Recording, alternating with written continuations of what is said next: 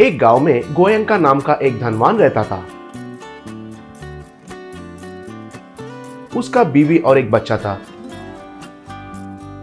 उसके घर में शुभम नाम का एक नौकर और उसकी बीवी और उसकी बेटी काम करते थे। घर साफ करना, बर्तन मांजना, खाना पकाना, सब कुछ वे लोग ही करते थे और मालिक जो देते थे वही खाकर उधर ही एक कोने में सोते थे। गोयंका के परिवार को पैसे है कहकर बहुत घमंड था। गोयंका हमेशा शुभम के साथ मालिश कराते हुए बेवजह कुछ कहकर पैर से लात मारता रहता था और फिर उसकी बीवी तो शुभम की बीवी को हमेशा डांटती रहती थी। गोयंका के बच्चा अगर कभी भी शुभम की बेटी कुछ खिलौना पकड़ती तो उसे छीनकर उस बच्ची को बहुत मारता था। हर दिन तीनों अपने अपने दुख बांटते हुए बहुत दुखी होते थे। क्या कर सकते हैं, सब हमारा बदनसीब है। मेरे पिताजी ने गोयंका से कर्ज लिया हुआ पाप के लिए हम इधर जबरदस्ती बंदी हो गए हैं। छोटी बच्ची को भी न छोड़कर बेचारे इसे कैसे मार रहे हैं कहकर दुखी होता था। एक बार गोयंका के घर में फ्रिज खराब हो गया था। नया फ्रिज लाए।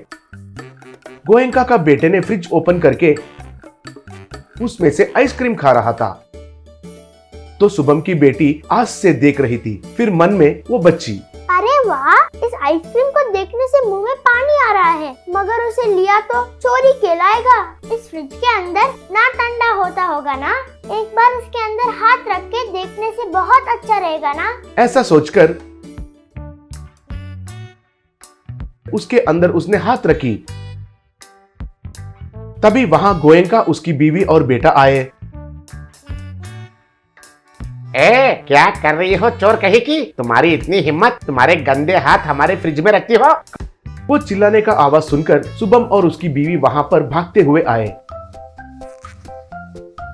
एड़े की बच्ची, आइसक्रीम चुराने के लिए फ्रिज खोला था ना तुमने? छी, शर्म नहीं है क्या तुम्हें? हाय राम मालकिन, आइसक्रीम के लिए नहीं जी, फ्रिज में कितना टन रहता है देखने के लिए हाथ रखी थी, मुझे माफ कीजिए।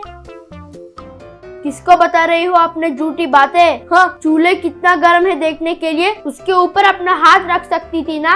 कहकर उस बच्ची को पकड़कर मारने लगा। तुरंत ही शुभम बच्ची को बाजू में खींचकर, मालिक, छोटी बच्ची न बिना जाने गलती कर दिया, उसे माफ कर दीजिए, आपका हाथ जोड़ता हूँ। किसको चाहिए रे तुम्हारे भीख मांगना? मेरा बेटा जो कह रहा है वो सच है। तुम्हारी बेटी को चूल्हे पर हाथ रखने के लिए कहो तब छोड़ दूंगा, नहीं तो आप लोग इसी वक्त इधर से चले जाओ। कहकर चिल्लाया, मालिक, देखते देखते मैं उतना बड़ा काम नहीं कर सकता हूँ। अभी के अभी हम बाहर जाकर कैसे जिएंगे मालिक, थोड़ा सोचिए मालिक। कहकर प्रणाम किया। हाँ, तुम्हारी छोटी बेटी के ऊपर कितना प्यार है तुम्हें। मर्यादा से जाओगे या धक्के मार के निकालूं? कहकर हाथ उठाकर आगे आया। उसकी वजह से बेचारे तीनों घर छोड़कर बाहर आ गए। गांव के बाहर एक छोटा सा झोंपड़ी बनाकर उसमें रहने लगे। फिर जंगल में लकड़ी काटकर जीने लगे। एक दिन एक बूढ़ी औरत उनके घर में आई। बेटा, बहुत थक गई हूँ, थोड़ा ठंडा पानी दोगे क्या? अरे माँ जी, हमारे पास तो मटका भी नहीं है। ठंडा पानी नहीं देने के वजह से आप बुरा मत मानिए। वैसे ही एक गिलास में पानी दिया तो वो उसे पीकर एक देवी जैसा बदल गई। बेटा शुभम, तुम पर जो भी अन्याय हुआ वो सब मुझे पता है, इसलिए तुम्हें मदद करने के लिए आई हूँ। कहकर हाथ घुमाते ही वहाँ एक मिट्टी का फ्रिज प्रकट हुआ। बेटा, ये एक मायावी मिट्टी का फ्रिज है, तुम्हारा हर ख्वाहिश ये पूरा करेगा। इससे थोड़ा गरीब को भी मदद कीजिए, तब आप लोगों को सब अच्छा होगा। कहकर वरदान देकर गायब हो गई।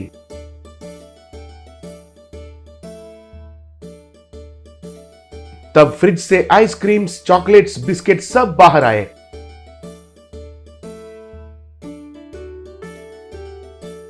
वो खाकर बच्ची बहुत खुशी हुई। फिर उसमें से पैसे, सोना, हीरे बाहर आए।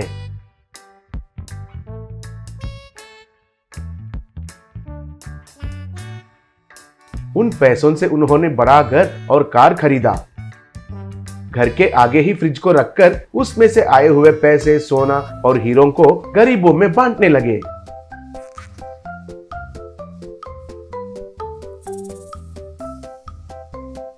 थोड़े दिन के बाद ये सब गोयंका को पता चला।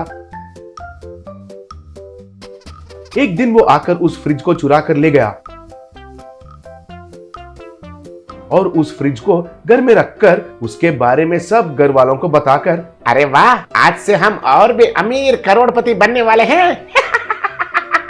क्या रे नीच कमीने, तुम्हारे लालच का अंत नहीं है क्या? तुम्हारा दरिंदर पालन की वजह से तुम्हारा बेटा भी तुम्हारा जैसा बन गया है। तुम्हारी बीवी को असल में दया भी नहीं है। तुम सबको सबक सिखाने का समय आ गया है। कहते ही उसमें से सांप, बिच्छू, 40 सफेद आकर उनके ऊपर गिरकर सबको काटने लगे। उसकी वजह से हे भगवान, हे भगवान, अब से अब से कभी भी गलत काम नहीं करेंगे, अब से अब कभी से कभी भी गलत काम नहीं करेंगे कहकर चिल्लाने लगे। तब वो फ्रिज वापस शुभम के पास चली गई और शुभम दान धर्म करना शुरू किया।